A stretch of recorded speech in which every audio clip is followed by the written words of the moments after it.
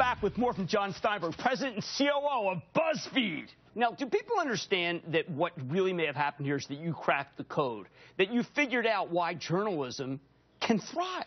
Well, we're a classic bottom-up Clay Christensen disruptor, right? We started out with the cats and the memes and all of the web culture stuff because that really appealed to a young generation of news consumer. And then we layered on more substantive scoops under Ben Smith, who's our editor-in-chief. And basically, we have a different kind of leisure content, a kind of leisure content that appeals to young people. But those young people still want hard news and reporting and business news and technology news and all those things. But you believe in having fun. I mean, that's part of the issue. That the other guys don't. Well, they do, but they believe in fun for old people, right? Their leisure sections are expensive houses and expensive vacations, and we are creating leisure content to go against the hard content that appeals to a younger group of people. Well, so what you're saying then is that journalism isn't dead, but just people have to figure out how to get it so people read it. It has to be rebooted, right? When I look at the cable entrepreneurs of the 80s and I see all the people that went and created cable channels, I think that's what we're doing on social train tracks. For us, Facebook and Twitter, that's the new network. That's the new cable system. And we've mastered a way to create and optimize content on social. A lot of people in the purists in journalism are saying, well, you know, this is not a disruptor, but a corruptor.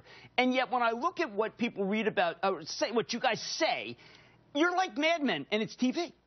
Well, that's what our advertising product is you're talking about. Yeah, all branded native advertising content. We go back to the great stuff that Ogilvy did. We don't do any banners. People hate banners. Banners have been a bad ad product for 18 years. You look at the people that are outperforming in the public markets right now, LinkedIn, Google, Facebook. It's all a native content-driven ad product. Banners are not going to be what's going to cross the chasm in this new media universe. It's going to be content-driven social advertising. We work with 50 of the top 100 brands right now. 3 years ago, we barely existed and had 6 million UVs. We have 80 million UVs right now. It just shows you how much flux and change is going on right now in media. All right, now, our people may not understand it. So, okay, I'm a good advertiser. I come in to see Buzz. I'm Virgin Tel, okay? Yeah. I come in to see BuzzFeed, and I say, listen, none of these ads are reaching the people I want because they've cut the cord. They don't have any. Right. What do you set up for them? We talk to them and their agency about what they want to achieve. What are the attributes of the brand and what are the aspirations of the brand? What do they stand for? We create content for them. For Virgin Mobile, we do everything about rock music and youth culture as well as minute packages and why Virgin provides the best Android phones.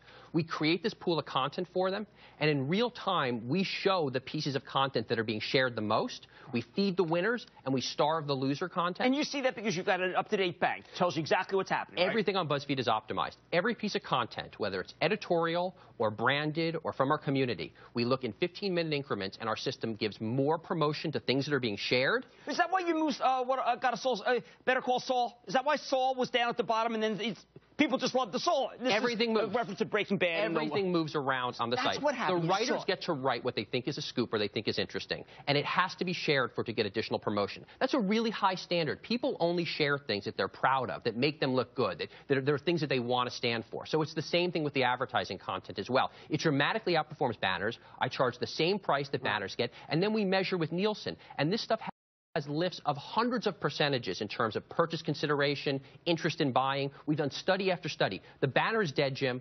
Well, look, programmatic killed the banner. Well, programmatic is great for direct response. It was never even a good brand advertising. Fair enough. You're still looking at 70, 80% of goods that are going to be purchased in the real world. Right. All your CPG, all your entertainment, all that. Yeah. Now, what I'm interested in is why do you think Bezos bought the Washington Post? Does he want to be you? I think that he sees the Kindle as an amazing distribution platform, and I think that he wants to put content with the distribution. Did he try to buy you? No, he did not. He did not? He did not.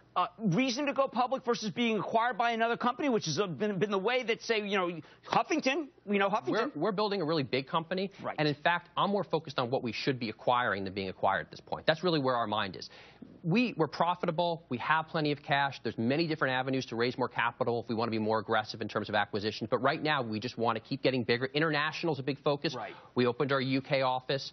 We're opening offices, all around the world right now and focused on really taking the BuzzFeed model and then applying it to country after country with that cultural sentiment. Because we don't know the jokes in all those different countries. We've got to find people there and give them the BuzzFeed platform. Can the Times, can the Journal, can NBC, can they be you? Can they be you, or is it just DNA? They don't have the DNA. A couple years ago, when we started doing branded content, they all thumbed their nose at us. Oh, no, we're not going to do native content. We're not going to do sponsored content. Read the New York Times earnings call. Quarter after quarter, they talk about how they can't direct sell the banners, how programmatic is taking over. Every major publisher is going to be doing content-driven advertising, just as Facebook does, just as Twitter Twitter does. How well they'll be able to do that, how much they'll be able to get the mix of art and science that makes that work is a question mark, but we know that they have to try. Okay, but Twitter, people talking about 10, 15 billion for Twitter. Why would that want to be by BuzzFeed, getting just as many eyeballs, and why isn't that worth 10 to 15 billion? I don't know, maybe it is. I think it is. I'm glad to hear that you think that is. I mean, they've got a lot more revenue than us, but we're coming up. No, it's not about the revenue. It's about the reach, right? Because the revenue follows the reach. And it's also about content. And, you know, content is going to get rebooted. Content's going to be a big market. For a long time, Silicon Valley had a very anti-content attitude. Mason was a copywriter. They were copywriters, right? That's why I'm talking about Groupon. That's how that got a $10 to $15 billion value. That's why I don't know people think I'm like smoking dope that it could be 10 to 15. Just that Mason created this idea of journalists writing ads, okay, which were coupons. You guys are journalists who are writing articles that have advertisement with real revenue that could replace a network. It could displace a network. Absolutely. And one key bookmark on that. I have the people that write the articles, the editorial, they report to Ben Smith. The people that do the branded content, they're walled off and they report to me. We have a very firm church and state between who does branded and who does editorial. You know what? I should ask you that first because I don't want people in journalism. Look, there's a lot of graybeards out there, and I've dealt with them. I gave a speech at Cebu last year, and they would say you're the enemy. Right. No, you're not the enemy. You may just be the future. Thank you. Yeah. Okay. That is John Steinberg, President and COO of BuzzFeed. I urge you to go to the site. I urge you to understand this business model. There's been a lot of good articles about it, so you don't have to just take it from me. Stay with Cramer.